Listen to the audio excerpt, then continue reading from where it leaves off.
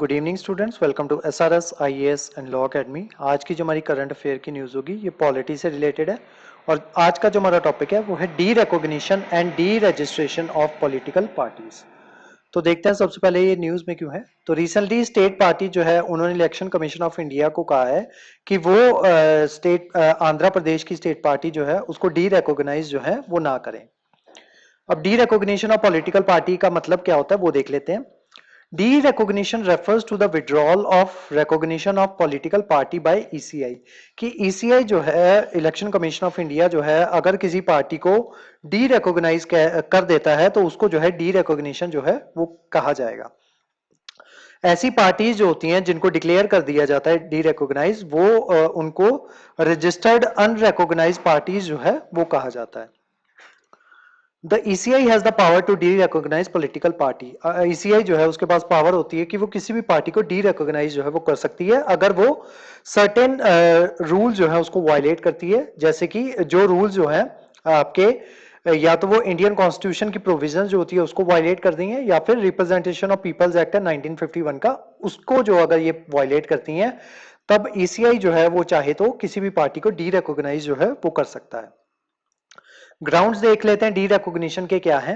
As per ECI election commission of India अगर party जो है वो एटलीस्ट 6% वोट जो है वो सिक्योर करने में फेल हो जाए किसमें, जनरल इलेक्शन ऑफ लोकसभा में। तो अगर वो जो है जनरल इलेक्शन ऑफ लोकसभा में 6% जो सीट जो है उसको सिक्योर नहीं कर पा रही तो उसको जो है डी रिकॉग्नाइज जो है वो किया जा सकता है या फिर लोकसभा में या फिर legislative assembly of the state में। ठीक है, तो दोनों में से अगर वो 6% सीट्स जो है अगर उसको सिक्योर नहीं कर पा रही, वोट्स को 6% वोट्स को सिक्योर नहीं कर पा रही तब उसको जो है डी रिकॉग्नाइज जो है वो किया जा सकता है। उसी के साथ साथ and if it fails to have at least 4 MPs elected in last Lok Sabha poll, तो एटलीस्ट उसके 4 MP अगर लोकसभा में नहीं है तब भी उसको डी रिकॉग्नाइज जो है वो किया जा सकता है।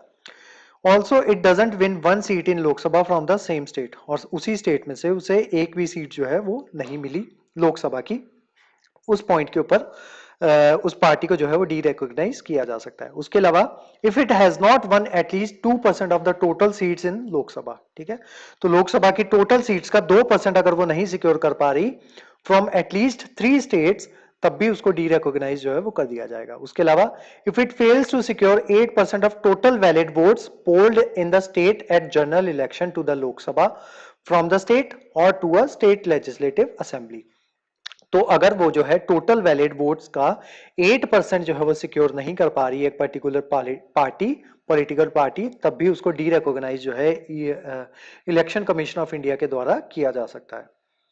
If the party fails to submit its audited accounts to ECI on time, अगर वो on time election commission of India को अपने ऑडिटेड अकाउंट जो है उसकी रिपोर्ट अगर वो सबमिट नहीं कराती तब भी उसको डी रिकॉग्नाइज जो है वो किया जा सकता है। उसके अलावा if the party fails to hold its organisational elections on time, अगर वो अपने इलेक्शन जो है वो टाइम पे नहीं करवा पा रही तब भी उसको जो है डी रिकॉग्नाइज करने की पावर जो है वो इलेक्शन कमीशन ऑफ इंडिया जो है उनको दी गई है।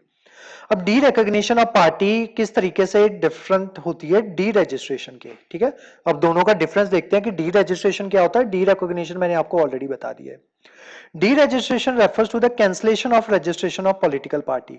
तो इससे क्या हो, डी रजिस्ट्रेशन का मतलब क्या होता है कि वो अब पार्टी जो है वो रजिस्टर ही नहीं रह पाती, तो जब पार्टी रजिस्टर नहीं हो पाती तो वो इलेक्शन ही नहीं कॉन्टेस्ट कर सकती। ठीक है, तो दोनों में डिफरेंस ये होता है डी रिकॉग्निशन में और डी रजिस्ट्रेशन में। डी रजिस्ट्रेशन में क्या होता है, वो पॉलिटिकल पार्टी ही नहीं रहती और वो इलेक्शन कंडक्ट नहीं करवा सकती। ग्राउंड्स क्या है deregistration of political party के, वो देख लेते हैं।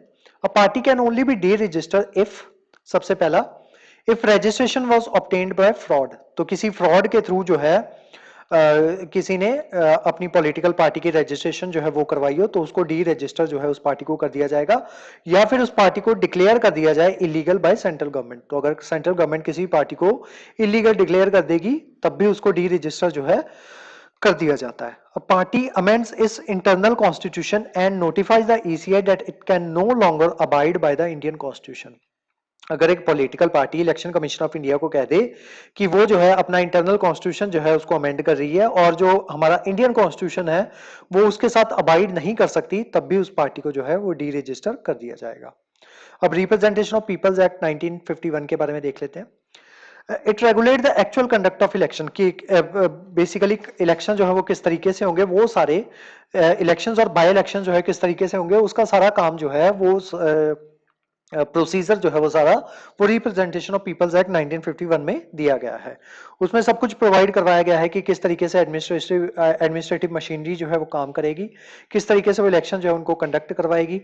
रजिस्ट्रेशन ऑफ पॉलिटिकल पार्टीज जो है उसके साथ ये डील करता है। उसी के साथ क्या क्वालिफिकेशंस होंगी, क्या डिसक्वालिफिकेशंस होंगी for the members of house, जो वेरियस हाउसेस के मेंबर्स जो हैं लोकसभा के, राज्यसभा के, उनकी क्वालिफिकेशन क्या होंगी, डिसक्वालिफिकेशन जो है उनकी किस बेसिस पे उनको डिसक्वालीफाई किया जा सकता है, ये सारी बातें जो है वो रिप्रेजेंटेशन ऑफ पीपल्स एक्ट में दी गई है, ताकि जो आपकी करप्ट प्रैक्टिसेस जो है उनको कर्ब किया जा सके।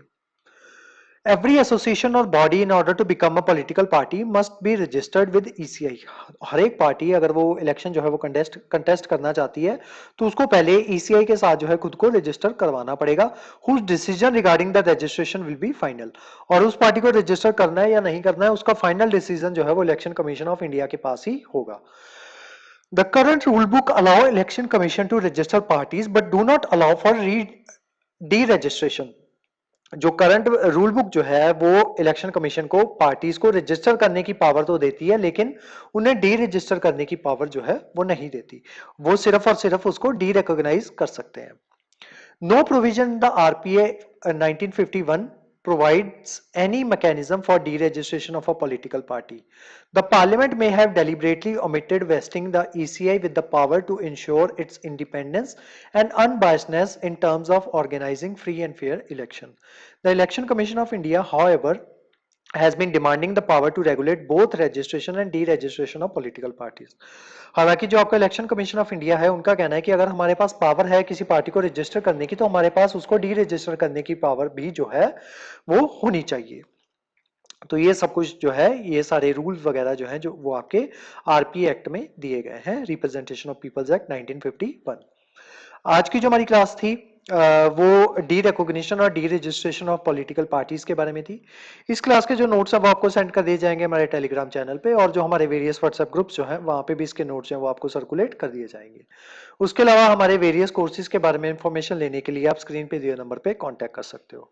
तो आज की जो हमारी क्लास थी वो यहीं तक थी। Thank you so much.